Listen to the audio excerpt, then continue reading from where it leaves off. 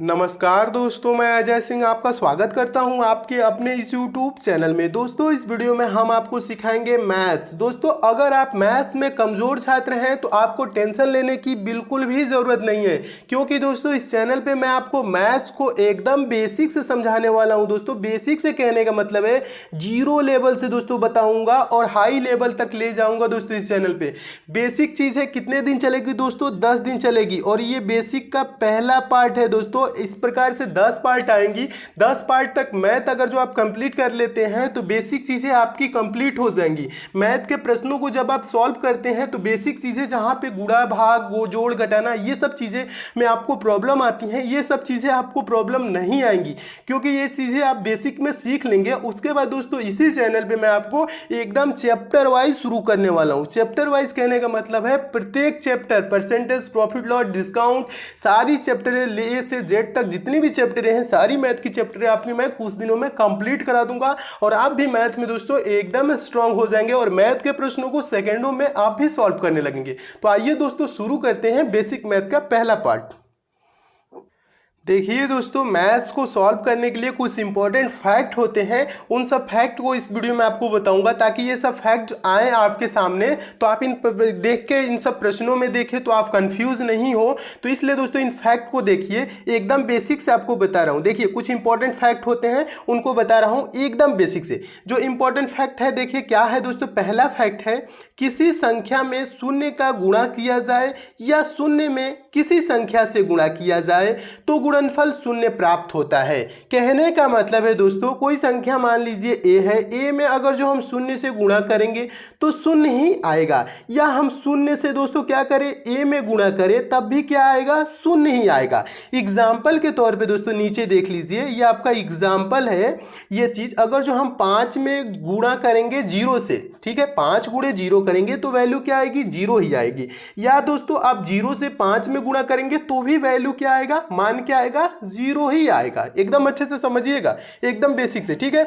या दोस्तों अगर जो हम कह ले 8 गुणे 0 गुणे 9 गुणे 6 बराबर भी क्या आएगा दोस्तों, शून्य आएगा। शून्य क्यों आएगा, क्योंकि बीच में एक आपको कहीं पे भी शून्य दिख गया तो वैल्यू क्या हो जाएगी दोस्तों, शून्य हो जाएगी। कैसे शून्य हो जाएगी देखिएगा, क्योंकि 8 गुणे 0 कर देंगे तो क्या हो जाएगा दोस्तों, शून्य हो जाएगा। और 0 गुणे 9 करेंगे तो भी क्या आएगा, शून्य हो जाएगा। और 0 गुणे 6 करेंगे तो भी क्या हो जाएगा, शून्य हो जाएगा। ये चीज समझिएगा, ठीक है। नेक्स्ट देखिए दोस्तों, दूसरा आपका फैक्ट है, दूसरा भी महत्वपूर्ण फैक्ट है। फैक्ट है, शून्य में किसी संख्या से भाग दिया जाए तो भागफल शून्य प्राप्त होता है। ठीक है, समझिएगा। किसी संख्या के क्या दोस्तों क्या करना है, शून्य में किसी संख्या से भाग दे दे। या दोस्तों शून्य में आप कोई संख्या ए है, भाग करेंगे तो क्या वैल्यू आएगी, शून्य आएगी। एग्जाम्पल के तौर पे दोस्तों समझिएगा, यहाँ पे अगर जो शून्य में हम 7 से भाग दे दे तो वैल्यू क्या आएगा, मान क्या आएगा दोस्तों, शून्य आएगा। शून्य में दोस्तों हम 39 से भी भाग दे देंगे तब भी शून्य आएगा। शून्य में दोस्तों 484 से भी भाग दे देंगे तब भी क्या आएगा, शून्य ही आएगा। शून्य में दोस्तों हम 1 लाख से भी भाग दे दे तो भी वैल्यू क्या आएगी, शून्य ही आएगी। इस बात का ध्यान रखेंगे। जो नेक्स्ट दोस्तों फैक्ट है, तीसरा मोस्ट इंपॉर्टेंट दोस्तों ये फैक्ट है। तीसरा फैक्ट है दोस्तों, इसे समझिएगा।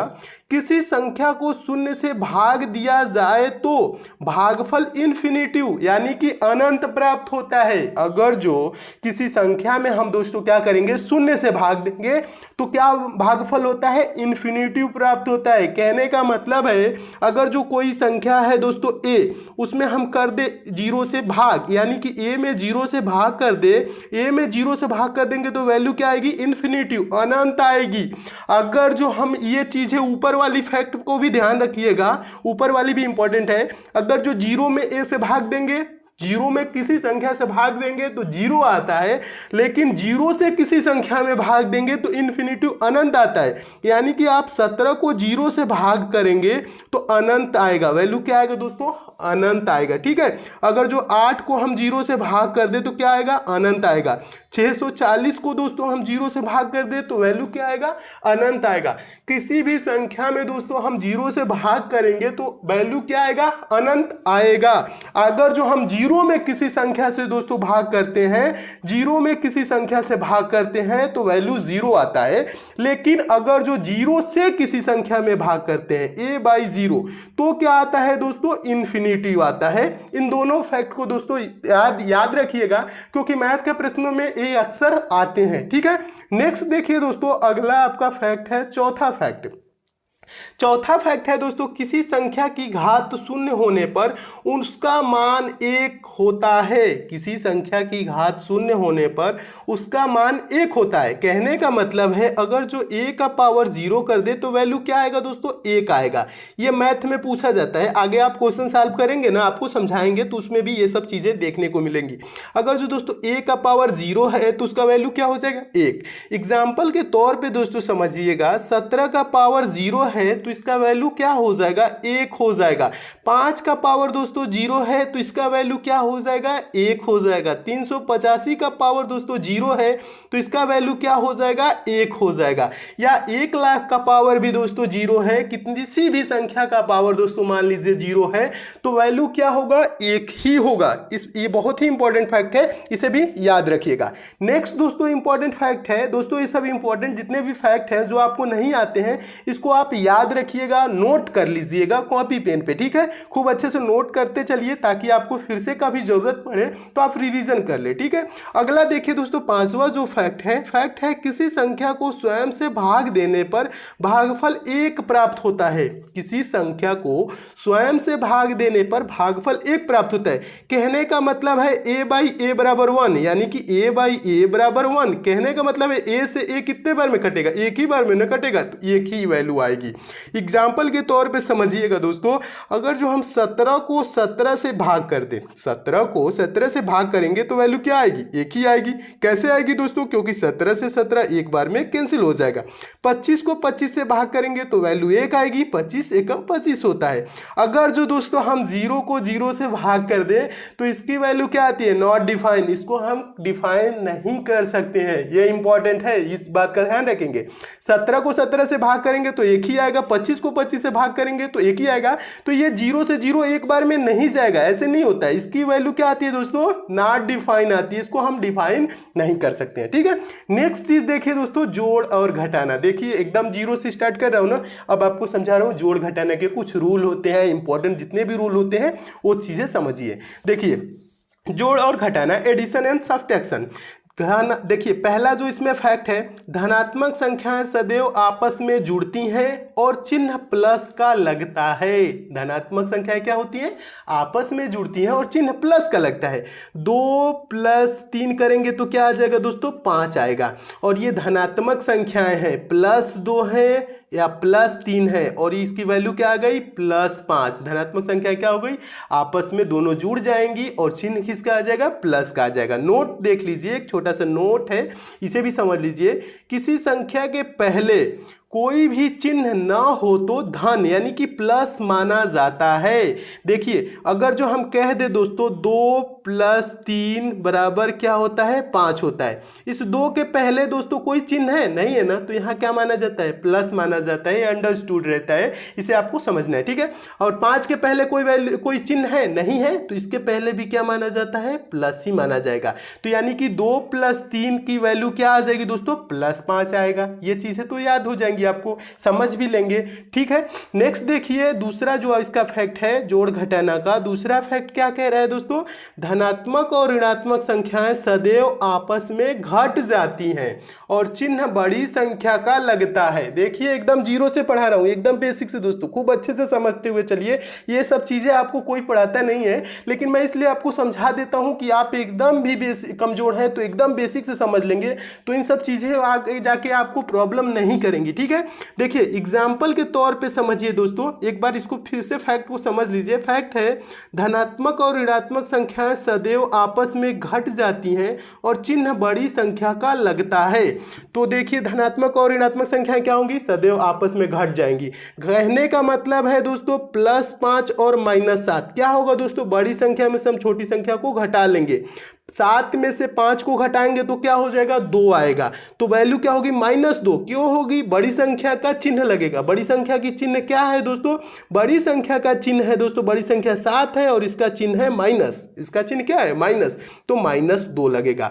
उसी प्रकार से दोस्तों आगे देखिएगा, ये चीजें हैं। नेक्स्ट जो चीज कह रहा है आपका 17 - 9 बराबर क्या होगा दोस्तों, 17 में से हम क्या करेंगे, बड़ी संख्या में से छोटी संख्या घटा देंगे। 17 में से 9 को घटाएंगे तो 8 आ जाएगा और चिन्ह किसका लगेगा, बड़ी संख्या। बड़ी संख्या कौन है, 17, यानी कि प्लस है। प्लस है तो इसके आगे भी 8 के आगे प्लस ही है, ठीक है, यानी कि कुछ लिखा नहीं है तो चिन्ह क्या माना जाता है, प्लस माना जाता है। ये चीजें ध्यान से समझते हुए चलिए। नेक्स्ट है दोस्तों, अगर हम कह लें -9 और +17 तो इसमें भी क्या होगा दोस्तों, बड़ी संख्या में से छोटी संख्या घट जाएगा। 17 में से हम 9 को घटा लेंगे तो क्या हो जाएगा, 8 हो जाएगा और चिन्ह इसके सामने कौन लगेगा, बड़ी संख्या। बड़ी संख्या यानी कि 17 के आगे क्या है, प्लस है ना, तो यहाँ पे +8 है, ठीक है। इसके आगे कोई चिन्ह नहीं है तो मतलब प्लस है।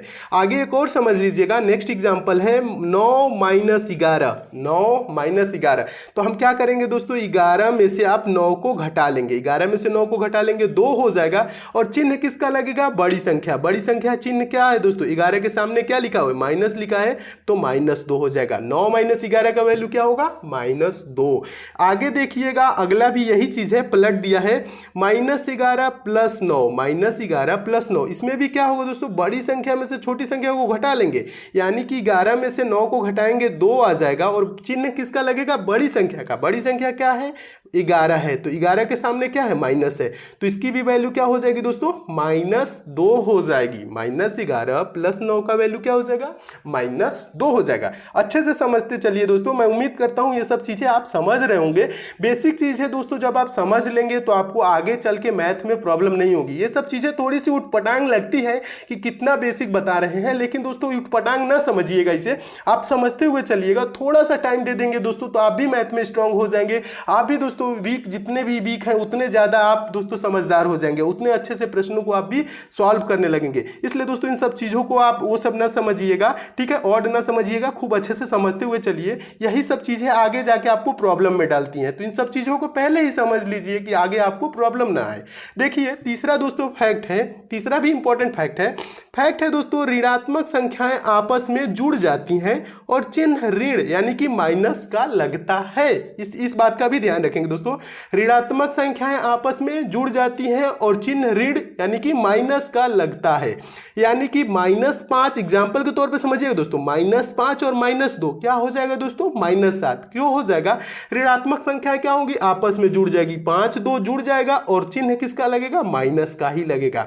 कहने का मतलब है, नेक्स्ट एग्जाम्पल समझिएगा, -7 - 5, 7 5 जोड़ लेंगे 12 और चिन्ह किसका हो जाएगा, माइनस का हो जाएगा, ठीक है।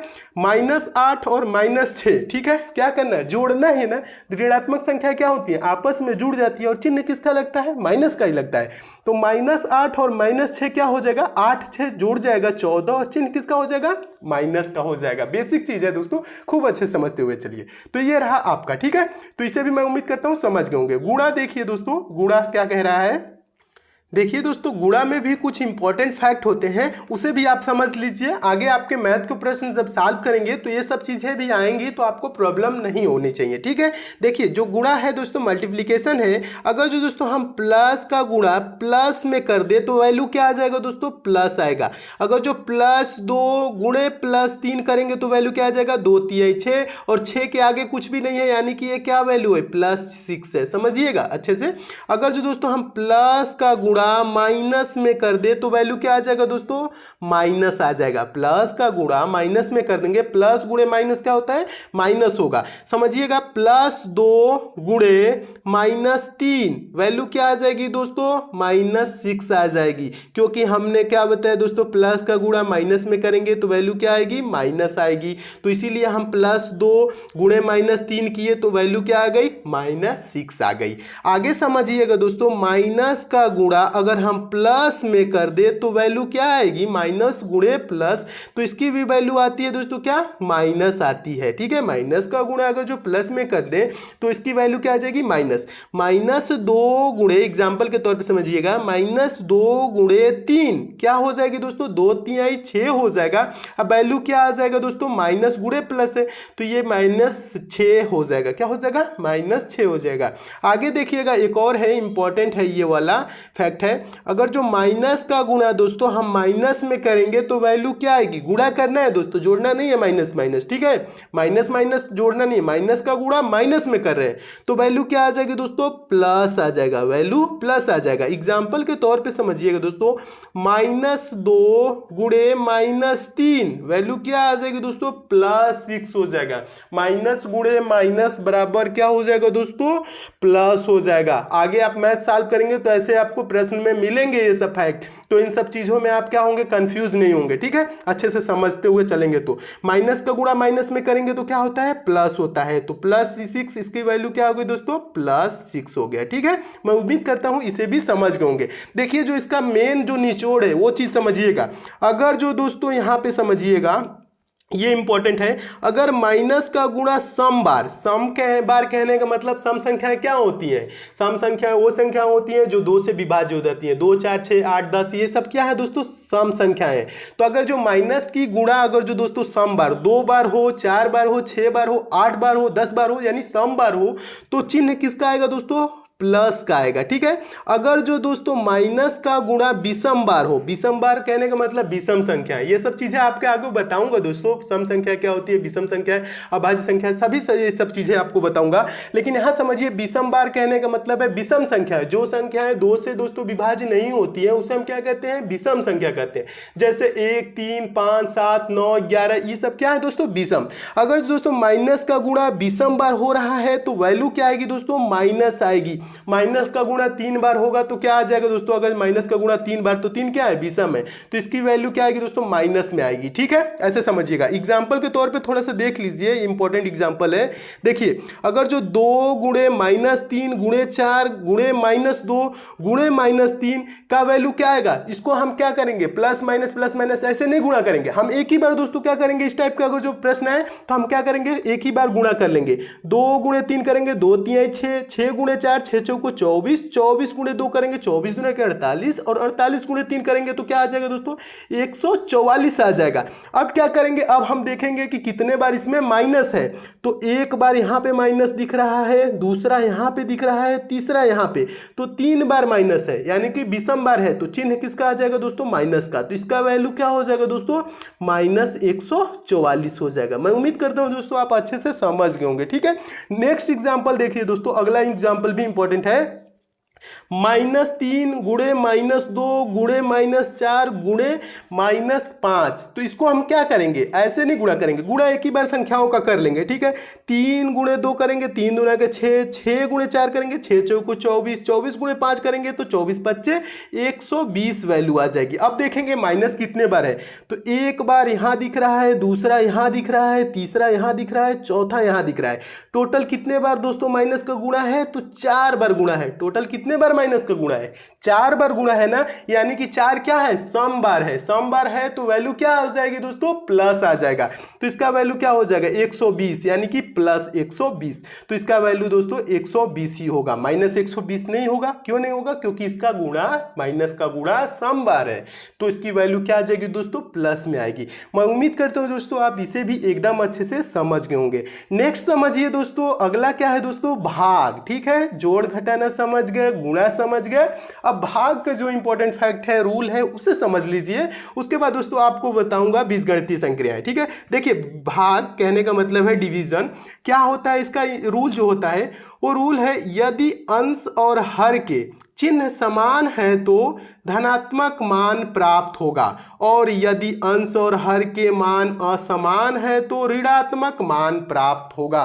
समझिएगा दोस्तों एक बार और अच्छे से, यहाँ पे अभी एग्जाम्पल के रूप में समझा रहा हूं। यदि अंश और हर के चिन्ह समान, समान का मतलब प्लस प्लस माइनस माइनस कुछ भी हो दोस्तों, तो मान क्या होगा, धनात्मक प्राप्त होगा। और यदि अंश और हर के मान असमान, असमान कहने का मतलब ऊपर प्लस हो नीचे माइनस हो, या नीचे नीचे दोस्तों माइनस हो ऊपर प्लस, या ऊपर माइनस नीचे प्लस, ऐसे दोस्तों हो तो उसे असमान कहेंगे, तो उसका मान क्या होगा दोस्तों, ऋणात्मक प्राप्त होगा। समझिएगा यहाँ पे एग्जाम्पल के तौर पे ये चीजें, अगर जो प्लस बटा प्लस, प्लस बटा प्लस हो तो मान क्या होगा दोस्तों, प्लस ही होगा। कहने का मतलब है 6/2, यानी कि प्लस 6/+2 है तो वैल्यू क्या आ जाएगी, प्लस में आएगी 3, 2 तिहाई 6, यानी कि वैल्यू क्या आएगी दोस्तों, +3 आएगा। ठीक है, इसे अच्छे से समझिएगा। नेक्स्ट जो है दोस्तों, अगर जो प्लस बटा माइनस है, प्लस बटा माइनस है, तो इसकी वैल्यू क्या आएगी दोस्तों, ये मान क्या है दोस्तों, ये असमान है, असमान है तो वैल्यू क्या आएगी दोस्तों, माइनस आएगी।